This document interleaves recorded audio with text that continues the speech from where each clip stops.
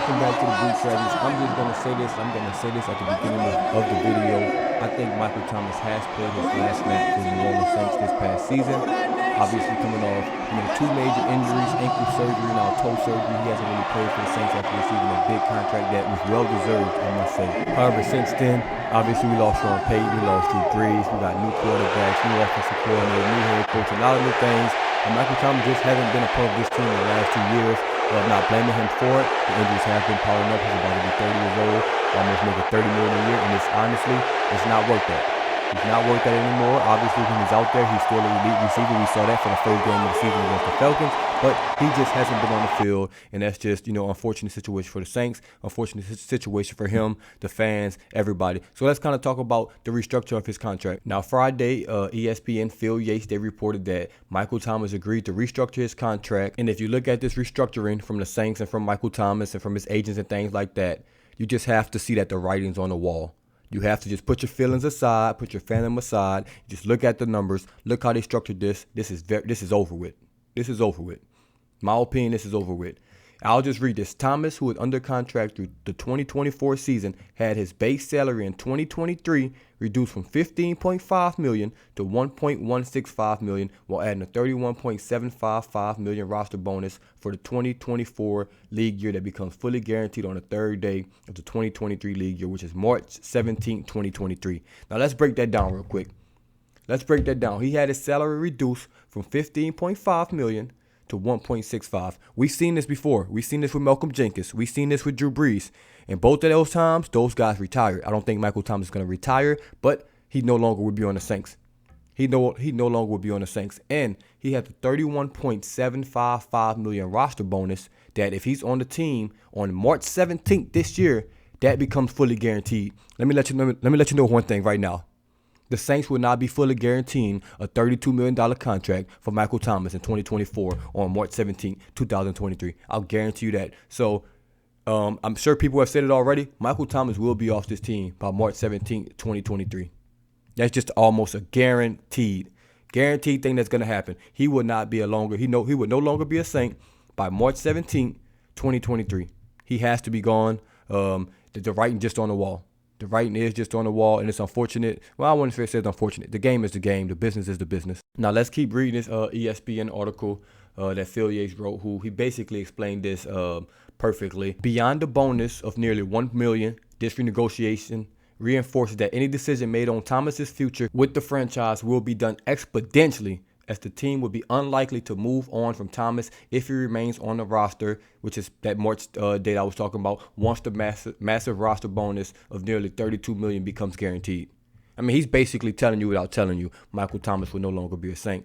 If the team opts to move on from Thomas at any time before then, he would enter free agency immediately. So Michael Thomas, this works for him. You got an extra $1 million out of this. You got an extra $1 million to restructure this contract to make the Saints, the cap hit won't hurt as much if they release you, which is obviously the plan for the Saints. So an extra $1 million, you're going to get released anyway. And it's that extra $1 million is just say, hey, that's almost like a parting way gift because it's going to help us with the cap. I mean, you get an extra $1 million.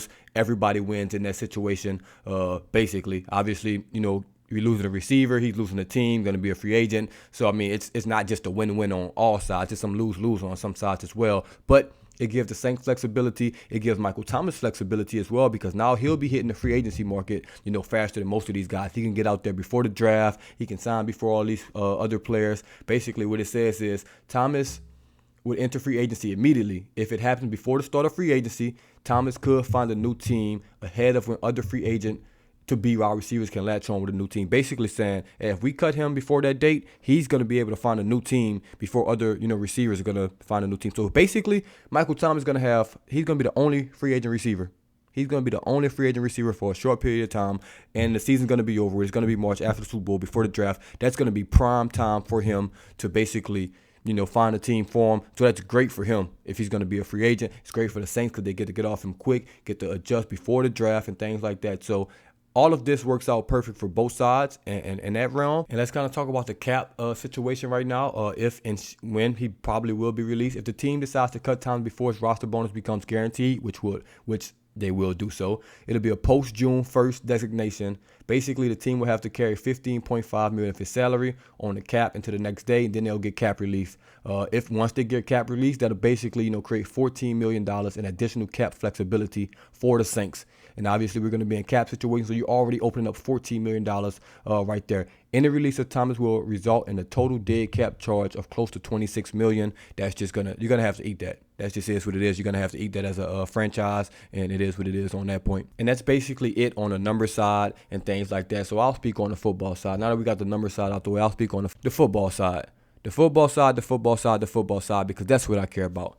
Michael Thomas, obviously, top two receiver in franchise history. Only Marcus Colston's better just because of the longevity of Marcus Colston. But, I mean, at his peak, Michael Thomas, obviously, the best receiver in our franchise. I'll give him that. However, it's probably time to move on. We all knew this was coming. From him getting into it with Sean Payton this past offseason, for him getting into it with the doctors, this past offseason. Not saying it's his fault, not saying it's Payton's fault, the doctor's fault. It was just miscommunication from his side and the Saints side. For 2 straight years, and now with this toe injury, it's the same exact thing. Miscommunication from his side, Saints, doctor side, coaching side, everybody. Everybody's at fault on those parts. But the football side, he's just not on the field. Michael Thomas is not on the field. If you're not on the field, I'm sorry, I cannot, in my right mind, say you're worth $30 million per year if you're not playing football. Obviously, when he's out there, he's worth it because he's a damn good receiver when he's out there on the field, but he hasn't been out there on the field, and that's just simple as that. And obviously, the Saints were prepared for this. The Saints was prepared. If you go watch my old videos, I'm telling you, Chris Olave, you don't trade a first-round pick in this season, in this upcoming draft, give up a second and, do all this and not have a first-round pick this season.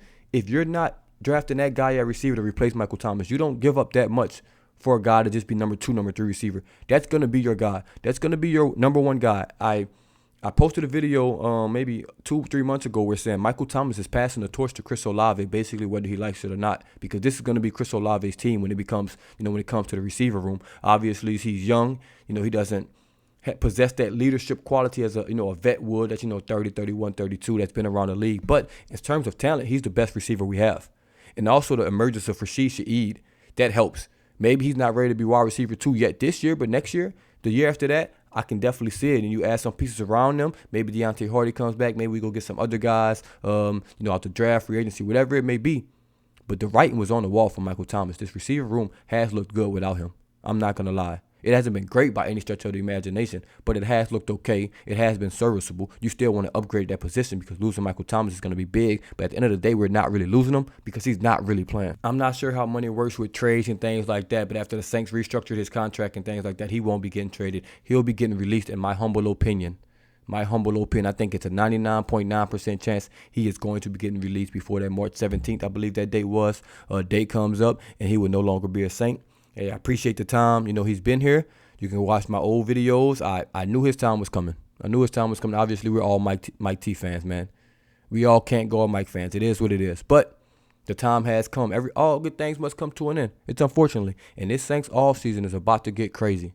Hey, this is about to get crazy this offseason. Obviously, y'all seen the reports of Sean Payton. I'll have a video on that as well. The Broncos want to interview him, and that's just step one. It's going to be more teams calling. To ask permission to, interview for Sean Payton. Obviously, they got that Dolphins first-round pick. They got that in the Bradley Chubb trade, so they do have a first-round pick. Hey, the Cardinals, y'all can call too. Anybody else want to call? Hey, hit up Mickey Loomis. Hit up Gail. Hit up me if you got to. I'll get y'all in contact with the Saints. Hit up somebody. If you want to talk to Sean Payton, hit us up. My guy hit your guy, and let's get this thing rolling because this offseason is about to be amazing. You got Michael Thomas news breaking. You got Sean Payton news breaking. Basically, the offseason has already started rolling for the Saints. Usually these things don't start until you're out of the playoffs. The Saints were eliminated from the playoffs, and I look how fast these things have started rolling. As soon as we were eliminated, you got Michael Thomas restructure because Mickey Loomis and those staff, as much as we got a game, we got to start working on the offseason. You got to get ahead of this curveball. You got to get ahead of the game in this and, have a plan. And obviously they have a plan. Obviously, as soon as we didn't make the playoffs, the plan was the plan. They restructured Michael Thomas. They're taking calls on Sean Payton. And I'm sure it's going to be more things to come, more heads to roll. And it's going to be an interesting offseason. I said there's going to be some big names thrown around this offseason. Saints fans might not like it. Michael Thomas is the first name. Sean Payton is the second name, obviously, even though he's not really a part of the team anymore. But I think it's more to come. Like I said, I think Michael Thomas has played his last game as a Saint. And that, man, at the end of the day, it is what it is. I appreciate the time he was here. But like I said, man, I'm a Saints fan. You can't get tied to these players. You can't get tied to these players. I love them when they're here, and when they're away, I root for you, as long as you're not playing us. But at the end of the day, man, we'll see what happens. Let me know what y'all think in the comments below about this Mike Thomas situation. As always, this DaBoot Tragedies, and I'm out.